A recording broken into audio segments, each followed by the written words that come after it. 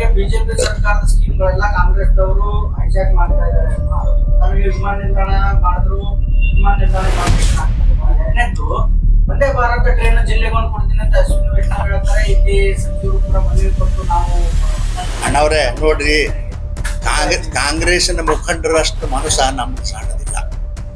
ಒಂದೇ ಮಾತು ಹೇಳ್ತೀನಿ, ಆಯ್ತು ಕಾಂಗ್ರೆಸ್ನವರು ಈ ಜಿಲ್ಲೆ ಅಭಿವೃದ್ಧಿ ಆಗಬೇಕು ಅಂತೇಳಿ ನೀವು ಬಯಸ್ರಿ, ನಮ್ದೇನು ತಪ್ಪಿಲ್ಲ. ಆದ್ರೆ ಒಂದೆರಡು ಸೌಜನ್ಯತೆನೂ ಇರಬೇಕು. ನಾವು ಹೆಂಗೆ ಹೇಳ್ತೇವೆ, ಹೌದಪ್ಪ ಹೌದು ಕಾಂಗ್ರೆಸ್ ಜಿಲ್ಲಾ ಮಂತ್ರಿಗಳದಾರ, ಕಾಂಗ್ರೆಸ್ ಸರ್ಕಾರ ಅದ, ಜಿಲ್ಲೆ ಅಭಿವೃದ್ಧಿ ಸಲುವಾಗಿ ಪ್ರಯತ್ನ ಮಾಡ್ತಾರ ಅಂತ ನಾವು ಹೇಳ್ತೇವೆ. ನೀವು ಒಂದು ಸ್ವಲ್ಪ ಹೇಳ್ರಲ್ಲ.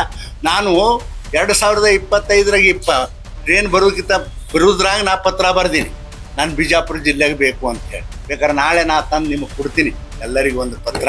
ನಾ ಮುಂಚೆನೇ ಹೇಳೀನಿ ಇದನ್ನು. ಆದರೆ ಇವತ್ತು ಪಾಪ ಅವರು ಹೇಳ್ಕೋತಾರೆ ಜಿಲ್ಲೆ ಅಭಿವೃದ್ಧಿ ಸಲುವಾಗಿ, ನಾವು ಅವ್ರಿಗೆ ಕೈ ಜೋಡಿಸ್ತೇವೆ, ಆಯ್ತಾ? ಆದ್ರೆ ಅವ್ರು ನಮ್ಮ ಕೈ ಜೋಡಿಸ್ಬೇಕು.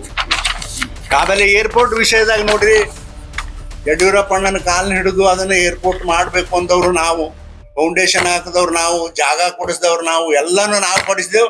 ನಾವು ರೆಡಿ ಮಾಡಿಟ್ಟ ಮೇಲೆ ಈಗೇನು ಮಾಡ್ಯಾರ, ಒಂದಿಟ್ಟು ರೊಕ್ಕ ಕೊಡ್ತೇವೆ ಕಟ್ಟಿ ಬಾಗಿಲ ಮಾಡ್ಯಾರ. ಆದ್ರೆ ಯಾರ್ಯಾರೇ ಮಾಡಲಿ, ಏನಾರೇ ಮಾಡಲಿ, ನಾವು ಭಾರತೀಯ ಜನತಾ ಪಕ್ಷ ಮಾಡೋದಂತೂ ನಿಜ ಅದ. ಆದ್ರೆ ಅದು ನಾವೇ ಅದನ್ನ ಉದ್ಘಾಟನೆ ಮಾಡ್ತೇವೆ. ನೀವೇ ಎನ್ವೈರನ್ಮೆಂಟ್ ಕ್ಲಿಯರೆನ್ಸ್ ತಗೊಂಡಿದ್ರೆ ಸುಪ್ರೀಂ ಕೋರ್ಟ್ ಹೋಗ್ತಿದ್ದೀರಾ, ನೀವು ಮಾಡಿದ ನಾನ್ ನೋಡ್ರಿ, ನಾವು ತಪ್ಪು ಮಾಡಿದೋ ಬಿಟ್ಟಿದೋ ನನಗೆ ನಾವೇನು ಅಷ್ಟು ಬಹಳ ಯೋಚನೆ ಮಾಡೋದಿಲ್ಲ. ನನಗೆ ಗೊತ್ತಿಲ್ಲ ಅದು ಏನದನ್ನು ಟೆಕ್ನಿಕಲ್ ಪಾಯಿಂಟ್ ನನಗೆ ಗೊತ್ತಿಲ್ಲ. ಆದ್ರೆ ಇಷ್ಟೇ, ಇದನ್ನ ಸಂಪೂರ್ಣ ಮಾಡಿದವ್ರು ನಾವು. ಚಲ